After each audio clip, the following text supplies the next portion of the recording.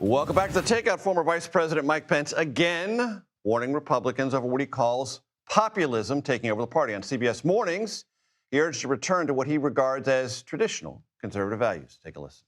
I still believe that the overwhelming majority of people that ever vote Republican, Republicans, independents, and many Democrats, do so because they're committed to a strong defense, to limited government, to traditional moral values. And I believe for the sake of our country, for the sake of our party, it's going to be imperative for the Republican Party to return to those principles. Political panel time. Republican strategist making her takeout debut, Jessica Anderson. Great to have you here, Jessica. Democratic strategist, Ameshia Cross. Great to have you here. So let me start with you. You heard the vice president. That's not what he said in the first term, but he has become more and more willing to distance himself from the current trajectory of the Trumpian Republican Party. Evaluate that for us. So I think what's going on here is a really unique conversation that's kind of limited to Washington, which is, what is the future of the Republican Party? Is it what the voters just decided in 2024, that it would be this working class populist agenda? Or is it going back to a more restrained, limited government? This Trump administration, I actually think, has done a little bit of both. And what Mike Pence, the former vice president, is doing is really putting down a marker to say, okay, we need to only have the limited government part of our party going forward. What's interesting to me, though, is that when I talk to voters across the country, that is not the breakdown. That's not where they're at. No, the breakdown really is still between left and right. It's red shirts versus blue shirts. And there is this urgent need amongst voters. We're in primaries today, Senate races, governor's races, the mayoral race in LA, California, of course. And you have this divide between the very common sense Republicans that just want a better deal for America. They want jobs. They want to cut taxes. They want to bring jobs home, close the border.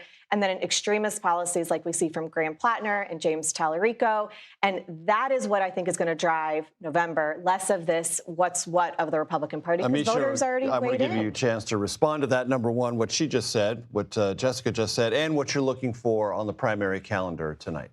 Well, I think she's partially correct. At this point, we do have a big schism between the parties themselves trying to decide what the next trajectory of them is going to be versus people on the ground who just really care about affordability. They could care less about the success of either party. I think that for the Republicans specifically right now, they have an issue with what their image is going to be post-Trump. 2028 is not forever away. Right. So they're trying to kind of, see what that lifestyle is going to be. And Pence wants to be a part of that conversation, if even only fractionally. No, absolutely. But I would argue that Trump has done anything but had limited government. This is a guy who is trying to influence how many kids women have. This is a guy who has pushed curriculum changes. This is a guy who cares about the books that are in schools. This is a guy who has expanded government more than anything else, at least tried to do it through government control of things that were typically done at the local level.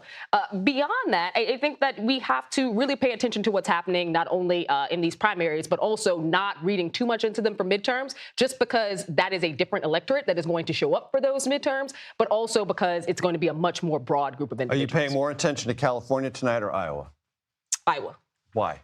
Because I think that Iowa is going to give us a better shot. I think that California... As Democrats. Yeah, I think that Iowa is going to give a better shot. I think that California has a few nuances that are problematic. Obviously, there's still some anger around what just happened or what happened in the fallout after the fires. But also because I honestly think that there's just a bit of excitement that probably shouldn't be there around a wannabe and an AI influenced campaign. I'm sorry. I think that one's ridiculous. Okay, Jessica, the Transportation Department said today that gas prices are up 42.5% from where they were 1 year ago this month. That can't be a happy prospect for Republicans on the midterm ballot.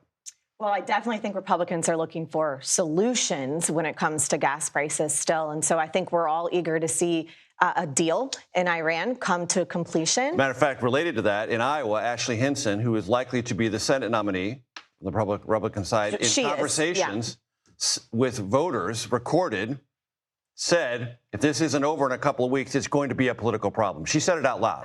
I think that's great for her to say. Look, the reality is President Trump said something very similar about 4 weeks ago. He said gas prices are going to increase while we wait this out. The president and all Senate Republicans should be honest with the American people about the trade-offs.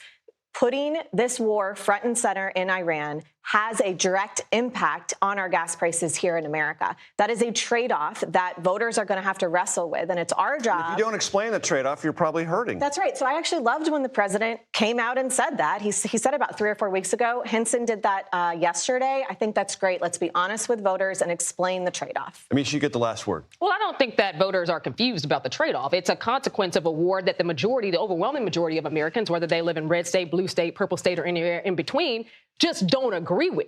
They knew that, oil prices would go up, and they don't want to hear explanations as to why, based on this war that they didn't want to begin with. This is a president. No, Americans do not want this war. I don't know what polls you've been looking at, but Americans do not want this war. They want to know why. They want to know. No, they just want him to end it, and they want their gas prices. We will continue this in the after show. I appreciate it both. Jessica Anderson, Ameshia Cross. You didn't even know there was an after show, did you? There is one. It goes on and on.